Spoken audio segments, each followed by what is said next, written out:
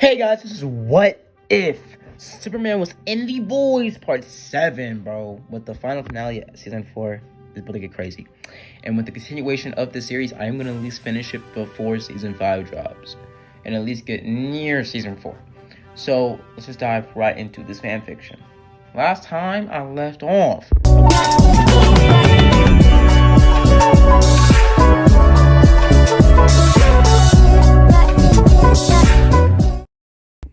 Last time I left off, around the time, well, everybody would have had their whole thing. Around the, let's say, I think around...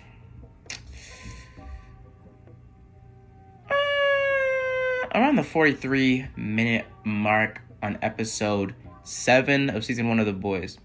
What happened is we could switch to, well, basically, Clark getting approached by a man in black, as he would have told him that he's here to save him, or not save him, but help him. As the man in black would have pronounced himself to be some sort of man that wasn't even comprehended at the time.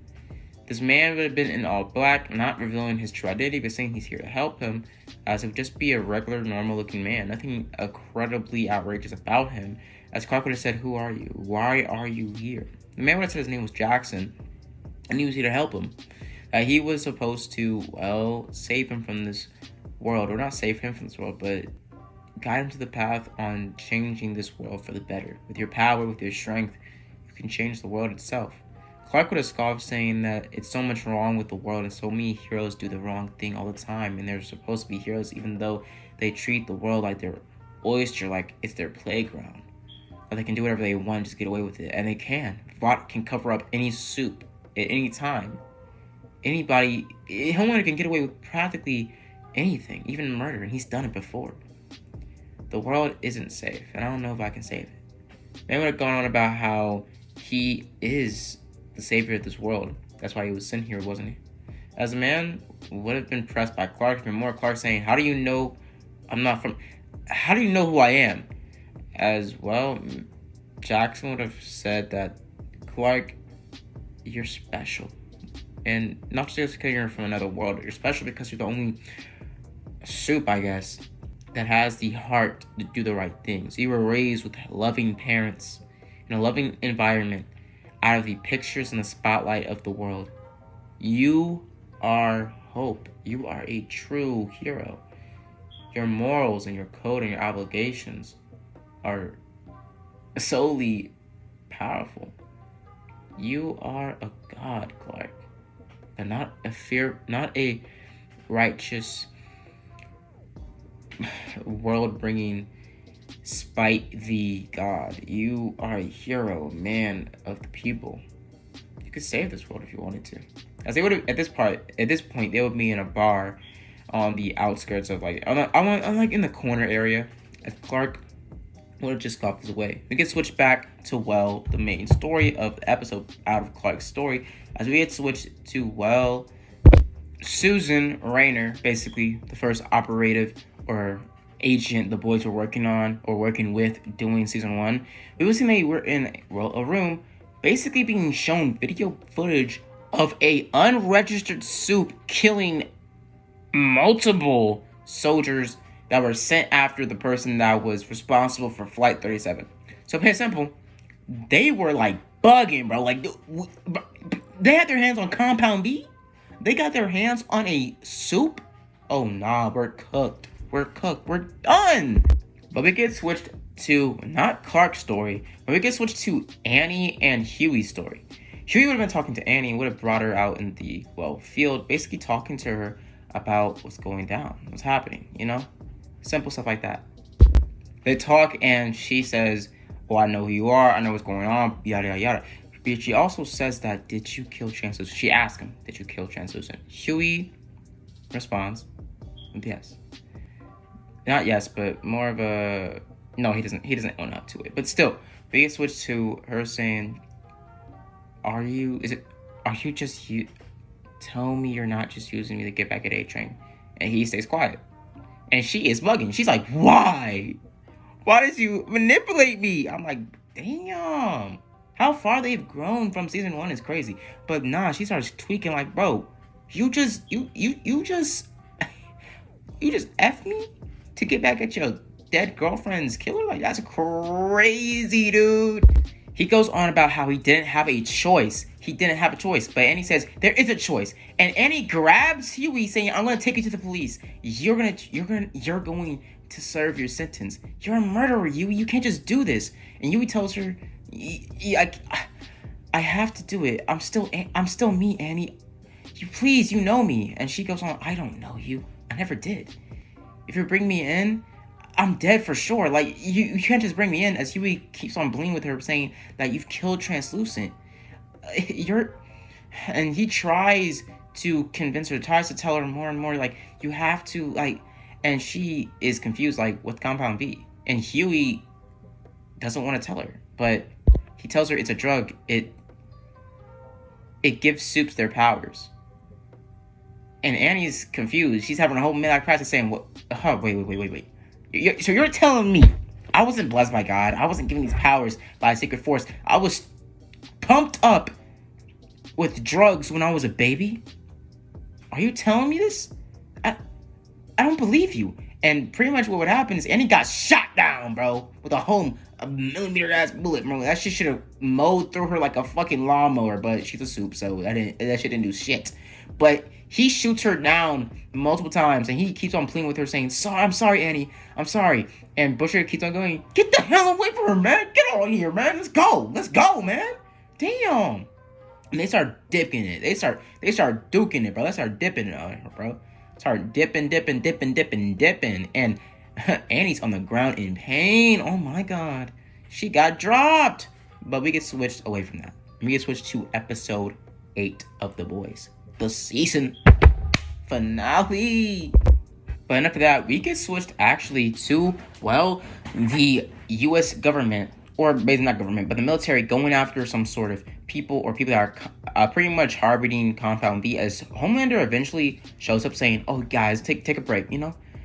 I'll handle this, right? You guys are the real heroes. Oh, my God, I hate this pretentious, man. But he goes in there and starts, let's just say, playing patty cake with organs. I mean, bro is going crazy. He walks up in there, doesn't move a single finger. Guys, you know, shoveling drugs, or whatever they say. It's a drug house, right?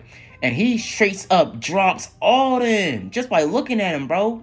Doesn't give a single fuck.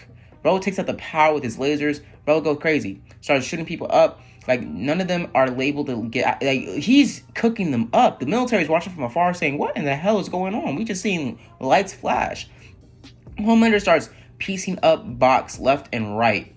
And they still trying to shoot at Homelander like, bro, you're not getting it. You're not going to stop him, bro. And even if you are able to run away, he's just going to hear you and come after you, bro.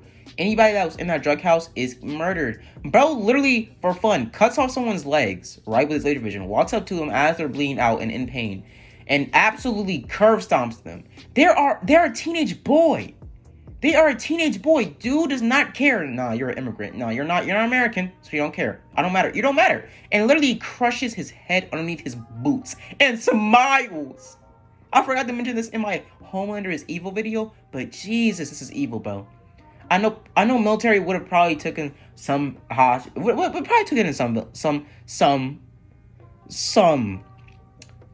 just say prisoners, but god damn, Homelander. And one guy was able to get away, right?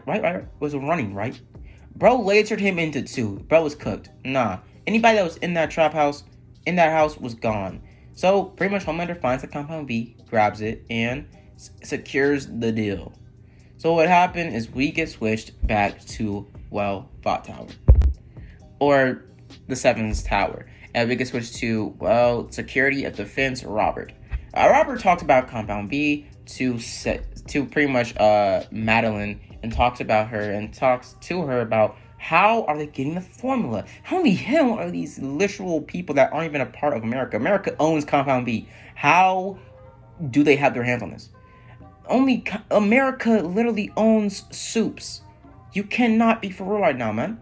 They start tweaking, bro. They start tweaking, saying, what is going on? But Madeline has a tight head on. She's tweaking. She does not even care, bro.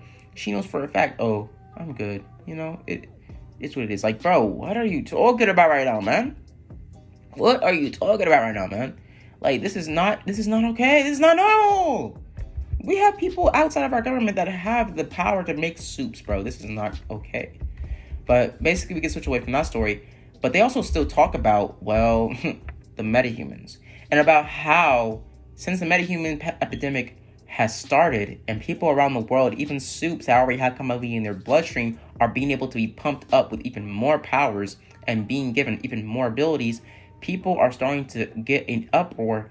People that were never even born abilities waking up one day with lasers shooting out their eyes, people that can run as fast as light, or people that can literally take bullets for, well, like their jelly beans being slung shot to their face. Like, they're talking mad crazy. Because of the existence and the pretty much outroar of metahumans in the world of soups, the soup world is getting out of hand pretty fast. But yeah, we know maybe something would have changed with Huey, particularly. Huey's character would have changed a lot. But we're not going to get too much into his story just yet. But we can switch back to MF and Butcher talking about what's going on and about how they're going to do this with their original epidemic. Pretty much Frenchie jumps up in there with some snacks and gets really cooked. Now Huey hears a knock. Everybody hears a knock at the door and they stay silent. They open it slowly and it's Clark. Clark walks in and Butcher says, "Where have you been? We've been calling you." As pretty much Clark says, I was just chilling. But I have to tell you guys something. Someone met me last night and told me that I can change the world, that I can make a difference. And Butcher basically says, okay, twat, shut up. As he just goes on with his talking, narrating and talking back to, well, Susan Raynor. Susan Raynor and everybody else is pretty much speaking about what's going on, about how all this is going on, everything is happening. We get especially after Kimiko, and Kimiko's getting her hair done up and all other stuff, as Clark's just chilling up in there. Now, pretty much at this point, I don't know exactly how many people, I don't think much people, anybody on the boys, know that Clark is a soup yet, or is far beyond the comprehension of a soup. But they're also talking, basically Butcher and Susan also talk about the whole big pandemic, about how they got their hands on a terrorist soup, because nobody in Star City was able to get out, or nobody with powers, to their knowledge, nobody from Star City that was a resident in Star City was able to escape and go out of the country. So, to their knowledge, no one else on the earth, except for people in Star City, right next to Vought Towers City, is, well, a soup, has powers. And they're still trying to keep the wraps of metahumans under wraps, but it's been multiple weeks and multiple days. So, pretty simple, basically they're trying to cover up, saying we're unleashing new soups into the world, and yada yada yada, and there is a big threat coming our way. So basically, metahuman villains are a thing now.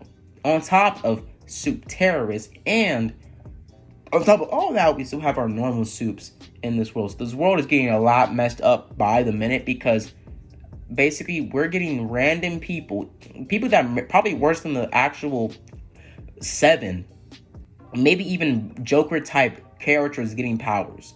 Characters like Livewire, Parasite, and other Superman and other Flash villains and other supervillains in general are starting to be created into this world and are starting to bring a big imbalance of power in the world. And there are even more characters that could possibly give Homelander a run for his money and kill him, such as Parasite that we've seen earlier on in this series. We get switched to Butcher talking back to Susan, but they get cut off as they're still talking about how they're going to do all this. How they have to deal with the soups and get them off radar. And on top of all that, they had to deal with new supers running around that weren't even on the radar. Basically, Butcher goes on about how he met a guy that he was friends with for years. He served him drinks at the bar, his favorite bar. And he talked about how, doing that particle accelerator incident, he was given the special ability to shapeshift. And you know what happened? You know what he did? He took advantage of multiple different children and women. People are going crazy out there, and we need to find a way to take them down too. Now, Butcher says that he did kill a few of them, mainly ones that were, doing, let's just say, ungodly acts upon other humans, and that unconsensually, as he killed them, and was pretty easy to do it without them basically nosing him first, because majority of them had weaker powers, like maybe superhuman durability, or maybe like mind reading, but that was basically it. stuff like that. But we see that, well, Butcher was able to take him down because majority of them aren't invulnerable like majority of soups in the basically boys world. But what would happen is they start tweaking about how they're going to do this and how they're going to chop. So they make their escape and they make their plan on the main plan they're trying to do with Susan. They walk up and we can switch to a grassy opening with a sunny landscape. We can switch to Annie, and she's in her house chilling, thinking about what is going on, what is happening. This is prime Annie right here. She looks so fine. But we see that Annie's just thinking to herself, talking to her mom, saying, I don't know. As we basically talk on Annie's story, and we're not really gonna focus on Annie much at all in this series because Annie doesn't really matter so far in the story just yet. But she does have a eye-opening situation and talks to her mom about Compound B and about what's going on, and basically says and starts pretty much, popping off on her about how you shot me up with drugs when I was a baby, and you're saying it was my dream. It wasn't my dream. I was a baby. My dream wasn't to be a superhero freak, someone that just got pumped up with drugs by the government. So what would happen is what really happened. Basically what happened is she would have been told the real truth about her daddy, whatever. And basically what was happening and what happened. So basically they agreed to it. But one day her dad didn't agree with it, with shooting up their daughter with drugs. Or soup causing drugs. So they did. So basically pretty simple. She was pissed. So we get switched away from their story, and we get switched back to the Deep. Now, the Deep, since I said earlier, Atlanteans do exist in this world, and the Deep is Atlantean. The Atlantean world and basically the kingdom is kind of way shittier. I mean, like, they're literally so crappy. Because their king, their prince, basically, not their king, because the Deep, I'd rather mention this, he is technically somewhat of a king, but his father's in the Deep come up to technically, in Atlantean terms, he is a prince, and he's just a plain based, just normal Atlantean, not half nothing. And he's talking about when is he gonna get back in the 7, yada yada yada. But he's told that, well, you're cooked. Yeah, you're not getting back in the 7, bro. You did something horrible, man. But basically, they said that you can't be in the splash zone just yet. You just have to, stay at the radar for a little bit. Simple stuff. But basically said, no, I don't want to be in Ohio anymore. Let's go. But he says, here's the sitch. I tried to talk to New York, and you're not so much leaving. What? And he's confused, saying, what do you mean? He says, don't spare the details, but hey, look, we created a new promo tag for you, right? That's something. You're up in Ohio, you're chilling, and basically the Deep's coming with the pretty much realization that he's off the 7, he's cooked. But the Deep is even more pissed off because he's a freaking prince, he's a royalty, man, and they kicked him off. He's pissed. But we can switch back to, well, Huey, Butcher, and Clark showing up and meeting up with, well, a certain somebody. Grace. They meet up with Grace and they're talking to her, and Butcher does the majority of all the talking. They talk about what's going on and about how everything's happening and how the world is changing so fast and so horribly, actually. It's changing a lot. And they're talking even more about how there's this new epidemic with new soups that they can't even register anymore because anybody in Star City could have it. Or anybody in New York City, because Star City and New York are like right connected into this universe. Like they're like at least like 2, 3, maybe 4 hours drive away from each other. Like a 2-hour, 4-hour drive away from each other. Now, Butcher introduces Huey and Clark to her, and also saying we're working with MM and Frenchie, and the boys are back together. And basically she says, Grace Morgan, nice to meet you too. But basically she goes back into talking to Butcher, saying that what are they going to do with this whole situation, what's going on. But basically she is asked, hey, I need your help. And she says, I'm not really in the market to help you. But William pitches up a favor saying, I didn't want to come here, but I need your help. We need your help. The world needs your help. She goes on about, I know the world is horrible. And the metahumans walking around, not the metahumans, but the new suits, that's what they're talking about them. The new suits happening. She's confused. But basically, Butcher says, you owe me. I'm pitching in that favor. And they start to try to work together on handling the soups, their thing that's happening. With the new soups, the metahumans, and the soup terrorists on top of all that. Then we see that Kimiko starts to talk a little bit and starts to paint her nails, and we get to see Kimiko's personality for the first couple times, and she starts to look at herself. Kimiko starts to sniff around and basically starts to chill, but at that time, we see that MM and Frenchie get absolutely smoked out by smoke bombs. And the military pops up in there and starts going crazy. Now, Kimiko is about to get dropped, but Kimiko gets absolutely stiff-armed the hell out of. But the soldier gets absolutely dropped, and Kimiko starts to try to dip out there, but gets shot up with something slowing her down. Kimiko starts to run, but she starts to get a hallucinogen. That was a hallucinogen they shot her up with, and she starts to trip out. She can't get away. She's tripping. And basically, we see that Frenchie starts to yell out, and Clark hears this in a distance. Clark is confused and distraught, thinking, what's going on? Clark hears in a distance and tries to speed over there, telling Huey that they're in danger. And Huey says, what are you talking about? As pretty much Clark speeds off, and Butcher is freaked out, saying, hold up, he's a soup? As Butcher basically starts to press Huey, and Morgan's kind of confused as well, just in the background. And basically, Huey goes on about how I didn't know he was an old friend. I didn't know. He's a friend. I didn't know. I didn't know, Butcher. And Butcher says, how could you not know? How could you not know? Your friend was a freaking soup. As he starts to get pressed. But they just get away from that situation, just saying, yeah, you trained me, you manipulated me to aim my sights towards Homelander. I need your help now, more than ever. And with more soups like Clark running around, we need your help more than ever. The world is becoming more dangerous by the second. And we need to finish what you started. As they get switched away from that, as we get switched back to Clark showing up to what's happening. But he shows up too late. They're already dropped and taken away. And we get switched to, well, A-Train's pretty much mall scene. A-Train basically walks up in there, seeing Shockwave's new shows, the XLR8s.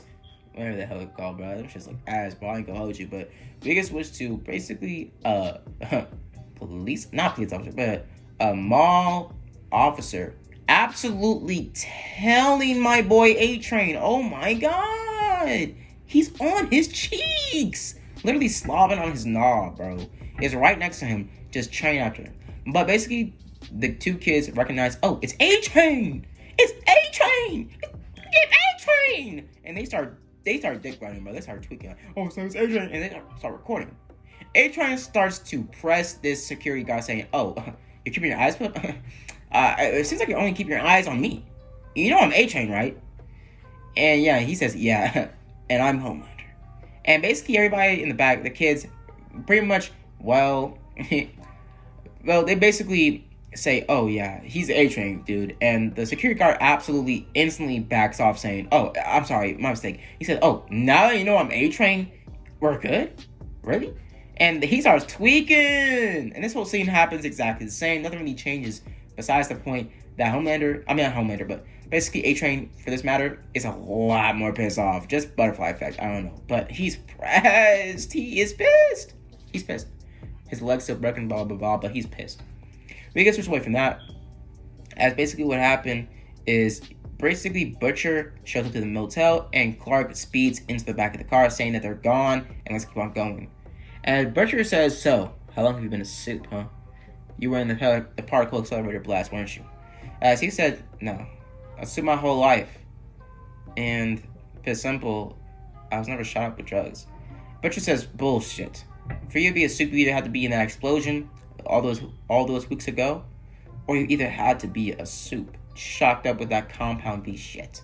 Him going on about, no, I'm not human. I'm not from your world. As Huey says, hold it, you're telling me you're an alien? As Butcher says, fucking diabolical. No, I'm playing. No, I'm playing. But Butcher starts to actually be confused, saying, "What in the hell are you talking about?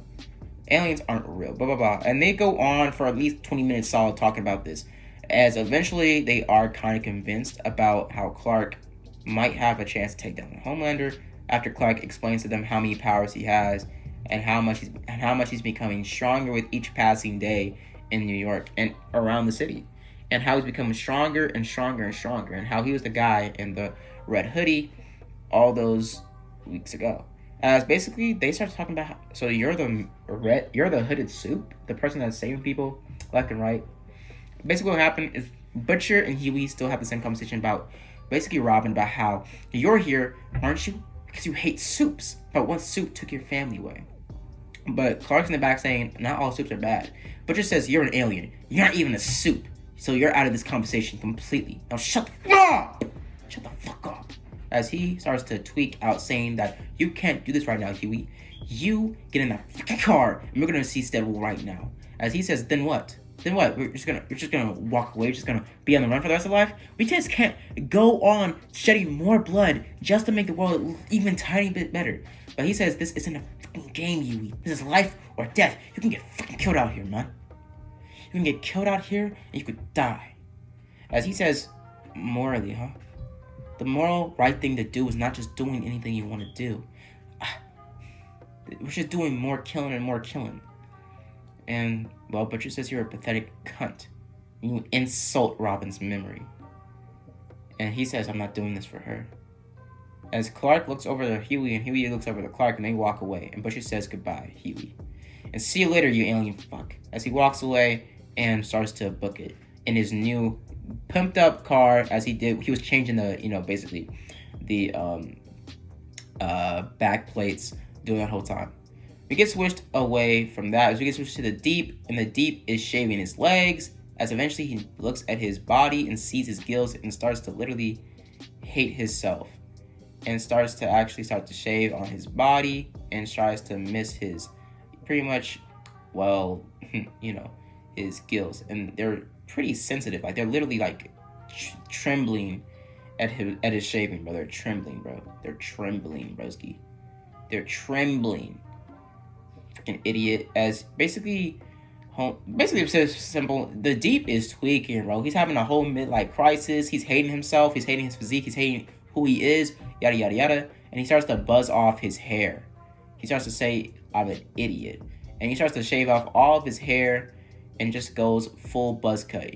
Just straight up goes the whole route, the whole way. Just straight goes buzz cut, and starts to have a whole midlife crisis. Starts to tweak out. Starts to tweak, and I mean he just goes full on shaved head, goes the military cut, personally goes crazy.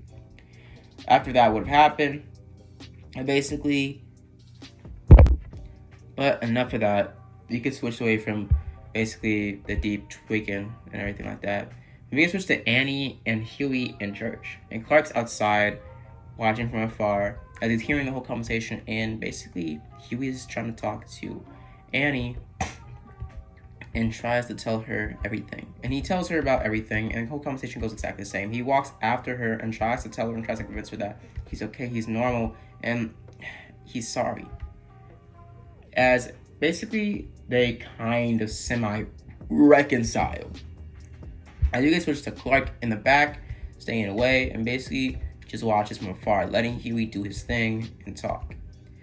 And we see that she walks away. We get switched back to A-Train doing some training with his new leg and his brace, basically training and pushing the entire train, and literally not running the entire train and getting really just training back his leg, trying to get his leg back in shape and trying to get back into what was going on. We go back to A-Train and his brother showing up, and the whole scene happens exactly the same. Nothing really changes too much. His character development doesn't happen just yet, so he's still the same, him. So we can switch away from A-Train. A-Train has a little outing of his brother, but still nothing really changes too much about his character development.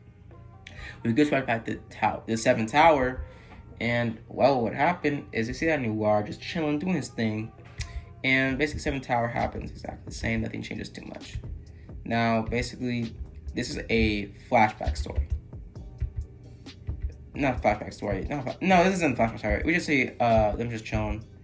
Everything was the same, and basically everything happens the same. Nothing changes too much. Okay, nothing changes too much. Starlight and Queen Maeve have the same little beef or whatever, and nothing really changes too much about anything actually. Now, what would happen is what would happen after that. We could switch back to the main event of the story, because this whole segment, none of this would have changed in the slightest. Nothing would have changed too much besides them also pushing in the fact that they have even more soups than ever now, and they need to have some sort of VOT thing happening. So Homelander goes on about how, well, the particle accelerator wasn't even part of his plan, but the particle accelerator being something that good that he could, well, I guess he could exploit. The particle accelerator brought in a crap ton of unregistered soups and also superpowering and giving a boost to already existing soups in the world, making so villains are going to be the norm. We already have scientists that captured a few metahumans or a few unregistered soups earlier, and we already done genetic modifications on how they are able to pass on superpowers genetically.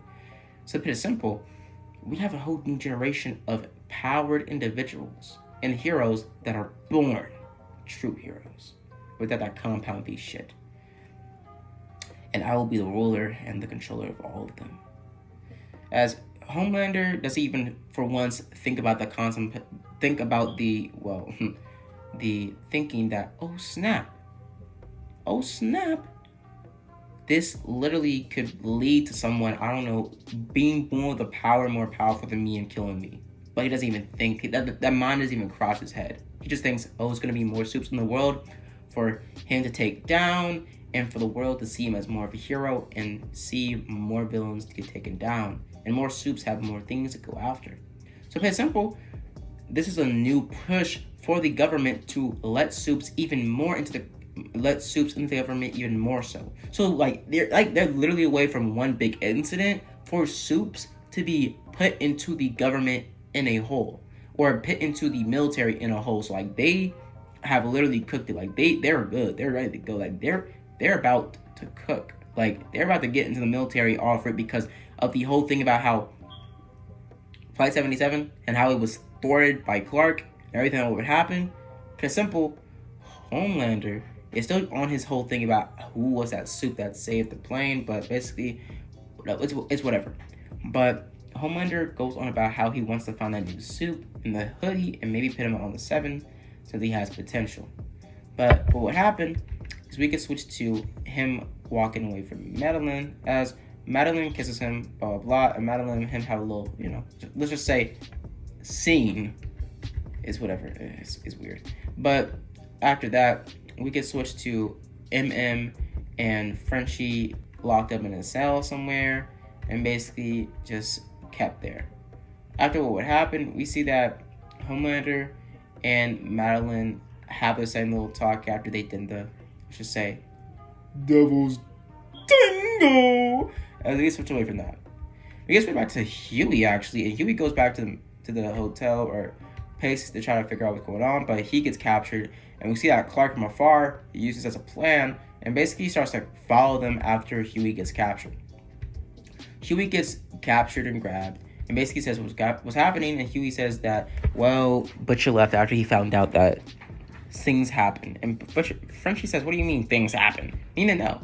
And Frenchie basically is talking, blah, blah, blah, and basically what happened is, well, Mother Smoke starts to press Huey, but Huey says that we're going to be saved in about 1, 2, 3, and Clark shows up, ripping the doors clean off the hinges and telling them to go. Mother Smoke is pressed, you're a soup? As basically says, yeah, I am, but I'm not really, I'll explain it later, let's go. As they say, we're not going anywhere, he says, let's go now. And they start dipping, right? They start dipping, and we can switch back to Madeline and Butcher. Butcher starts to press her a little bit, and this whole scene would have happened the same. Nothing would have changed too much about this whole predicament.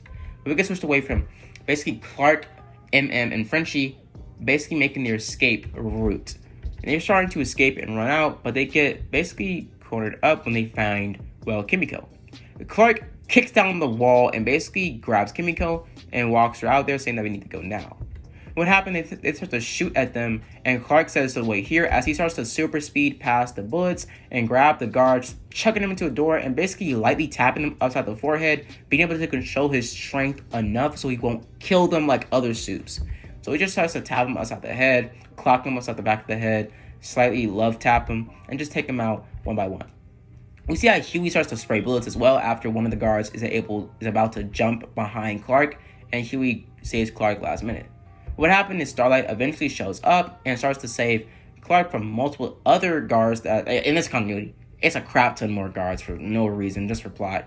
And basically Starlight shows up and basically, reconciles with Huey. They start to make their escape route and start to run out as, well, A-Train is called in and he shows up. A-Train and Starlight's fight. Ooh, this shit about to be... Because Clark's about to be in... It's about to be a jumping, bro. But because of the jumping, we see that A-Train was called in to handle this whole situation, but he also was called with a little friend of his. A friend to back him up. Noir, A-Train, Clark, Kimiko's still knocked out, but so Clark and pretty much Starlight, A-Train, and Noir. They about to go crazy up in this bitch. And they start duking each other. A-Train and basically pretty much Starlight start to go book to book on it. And Clark and Noir start to fight. Clark throws a good punch. Noir dodges it, grabbing Clark and chucking him up top the ceiling and jumping through the ceiling wall, doing some sort of acrobatic move on the pillars to jump through the wall and follow after Clark.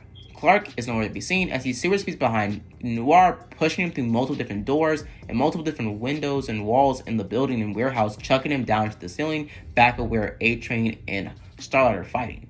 We see that pretty much Clark is starting to super speed and pass by the blast and the pretty much friendly fire Annie is shooting off as Clark is disorientated and absolutely gut checked by Noir. Noir and Soup or Clark is basically going back to back, and they're throwing haymakers after haymakers after haymakers. Clark eventually grabs Noir and chucks him into a nearby pillar, and Noir gets back up, trying to stab Clark, but the blade breaks off, and basically Noir punches him again and again and again. Noir and Clark are in a standstill as Clark isn't at his full strength just yet, and Clark just enough as he does a sonic clap, disrupting the entire place after Huey and all the rest of the group are low and gone. They're escaped. They were told to go after Clark would have told them to run.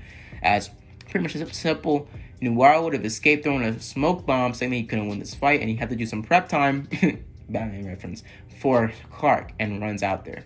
Clark tries to follow him, but stops after he notices someone's heartbeat isn't on. Someone's heartbeat is moving a little bit too sporadically. And he looks over and he sees A-Train has had a heart attack after he was able to get a little close towards, Annie. And he has a heart attack. You see that they grab him and he basically is put on to life support and basically told to stay off the meds, and his whole drug addiction catches up with him and he's cooked. So yeah, that's what happens.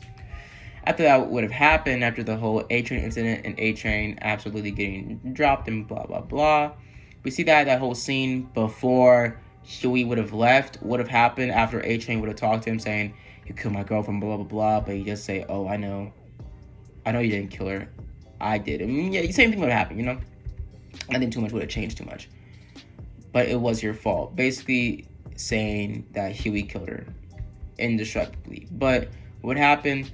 The heart attack scene would have happened a lot sooner, not a lot sooner, but a lot later on after Huey would have dipped out there with the rest of the group with Kimiko.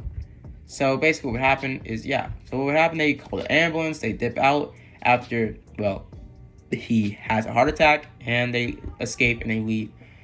As Clark tells Starlight to stay back and save him, and basically give him heart to heart or mouth to mouth, and basically make sure he's alive until the ambulance shows up. But he stops in his tracks saying that, he doesn't want him to die because he's not that type of person. But he grabs A-Train and speeds out there, speeding to a nearby hospital, dropping him on a stretcher, just like a certain scene A-Train happens later on in the series. So Superman, or Clark, flies off, and a kid sees Clark, and Clark flies off with his red hoodie. And we're going to get switched to the end of this.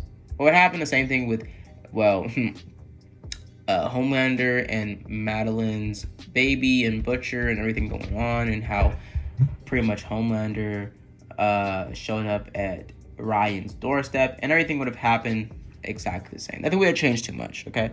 Now I'm going to leave it off. Actually, no. Something would change a little bit. We get switched to a hospital, or not a hospital, but a secret facility in Godolphin University, as somebody is starting to get pieced up in there, as multiple different soups and the kids are absolutely getting sucked dry paws of their powers and left down there. As we see that, basically, some sort of man on a black trench coat walks out of Godolphin with multiple different powers and abilities for his own use. And, well, we get shown that it's Parasite. Parasite has a huge power boost now, and the tides of the world will forever be changed, even more so than ever. Now we leave it off here, guys. Hope you guys enjoyed the video. Hope you guys like and subscribe. And as always, guys, have a blessed day. Deuces.